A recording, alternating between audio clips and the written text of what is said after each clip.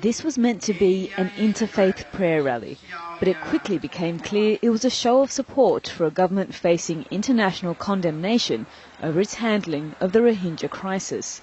About 30,000 people attended this gathering in Yangon, organised by Aung San Suu Kyi's National League for Democracy. But in Rakhine State, in the country's north, a military campaign continues. It's already forced more than 500,000 Rohingya to flee to Bangladesh in the last 6 weeks. The UN has described it as ethnic cleansing, and more say they're leaving, not just due to violence, but hunger. Al Jazeera obtained this video from Rohingya community leaders in Yangon. They say this was filmed on Sunday in Mongdor in Rakhine State. Here, a man says they are moving as they have no food left to eat. He asks the children not to cry, who say they're sad about leaving their villages. This video is from Budidong. We meet a Rohingya community leader who says he was sent other videos from Rakhine's Butidang township, which the UK-based aid organisation Burma Human Rights Network says is facing severe food shortages.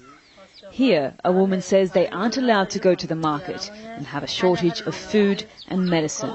She pleads for help. Over the last 10 days, what we're hearing from people is that the reason they are fleeing is that they have run out of food. There are only two reasons: insecurity and food. A lack of food is exacerbating the situation for the mostly poor communities in northern Rakhine, reliant on aid that they say is just not reaching them. Observers say that up to 11,000 Rohingya fled Myanmar to Bangladesh on Monday alone, and that many more refugees are on the way. The United Nations has been urging authorities to allow humanitarian aid access to the conflict zone. People are running out of food. This is the lean season at the moment, and people don't have access to their fields, don't have access to fishing, don't have access to markets, and they're simply running out of food.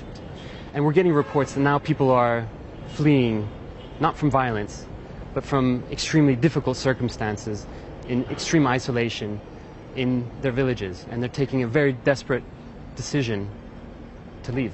The International Organization for Migration estimates that up to 100,000 Rohingya may be at or heading to the border to cross into Bangladesh. And it's clear if help doesn't arrive for Rohingya communities who remain in Myanmar, they'll have no choice but to leave too. Yarba Mulham, Al Jazeera, Yangon.